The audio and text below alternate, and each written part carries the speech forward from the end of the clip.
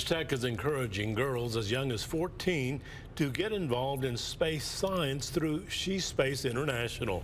The Lubbock program is the only one in the United States. KCBD News Channel 11's Brittany Michelson explains how it gives girls hands-on learning experience and a glimpse of what their future could look like in STEM. So this is our nano satellite. I could explain to the girls that 6 years ago we launched the satellite. Proud of that. And this is one of the satellites you're going to be. But when I come here with the model itself and they understand how small it is and how cool it is, and then they could really relate to what we're discussing. She Space International empowers girls for a future in space science. 8 countries around the world participate in the educational program for girls 14 to 16 years old. Senior scientist Shimrit Maman from Israel created the program after researching on a satellite project and noticing she was consistently the only female scientist in the room.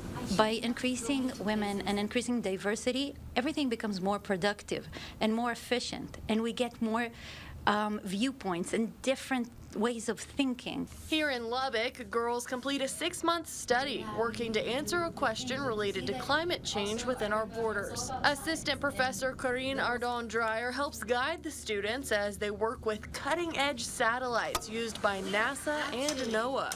And then they get to do a real research, studying dust in our area here in West Texas. So they get to learn and actually do research, just like any other scientist would do. Maman visited campus this weekend to encourage the girls in person for their first project meeting. So the girls sent you Israeli snacks. Sophomore at Talkington School for Young Women Leaders, Amarachi Uchi-Ibo participated in the program 2 years ago.